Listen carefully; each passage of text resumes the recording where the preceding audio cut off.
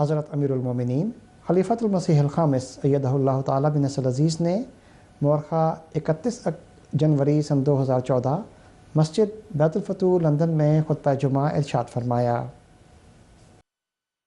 حضور انور نے تربیت کے حوالے سے مضمون کے بیان کو جاری رکھتے ہوئے ان امور کا بیان فرمایا جن کو مربیان اور عہدیداران کو اپنے اوپر لاگو کر کے پھر جماعت کے دیگر افراد کو سکھانے کی ضرورت ہے۔ حضور انور نے فرمایا کہ دوسروں کے لیے عملی نمونہ تبھی پیش کیا جا سکتا ہے جب پہلے اپنی عملی کمزوری کو دور کیا جائے اور عملی قوت کو بڑھایا جائے۔ حضور انور نے فرمایا کہ نیک اعمال بجا لانے کی عادت ڈالنے کے لیے ذرائع استعمال کرنے پڑتے ہیں۔ اس ضمن میں حضور انور نے نگرانی اور جبر کا ذکر فرمایا اور حضرت مسیح موعود علیہ الصلوۃ والسلام کے الفاظ مبارکہ میں نصائح فرمائیں۔ حضور انور نے نوجوانوں کو نصیحت کرتے ہوئے فرمایا کہ خدا تعالیٰ کو بھول جانے سے معاملہ دنیا میں ہی ختم نہیں ہو جاتا۔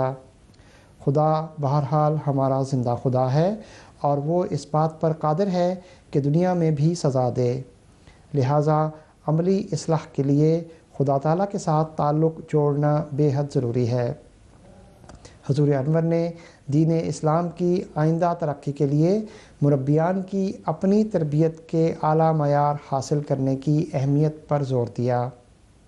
حضور انور نے فرمایا کہ اللہ تعالیٰ کے قرب کی کوشش کے ساتھ ساتھ خلیفہ وقت کی اطاعت اور فرمانبرداری اور خلافت کے نائبین بننے کی کوشش کا مسلسل حصول ہر مربی اور عہدیدار کا مطمع نظر ہونا چاہیے۔ اگر آپ افراد جماعت کے ذہنوں سے وساوس دور کر دیں گے تو ہر فتنہ اپنی موت آپ مر جائے گا۔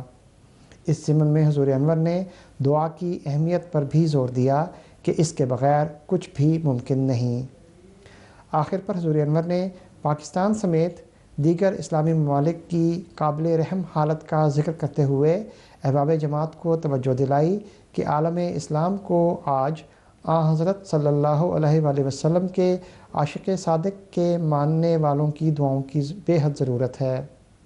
حضور انور نے اس دعا کے ساتھ خطبہ کا اختتام فرمایا کہ اللہ تعالیٰ ان ملکوں میں ظلم کرنے والوں کو عبرت کا نشان بنائے اور ان ملکوں میں رہنے والے ہر احمدی کو ان ظالموں کے شر سے محفوظ رکھے، آمین۔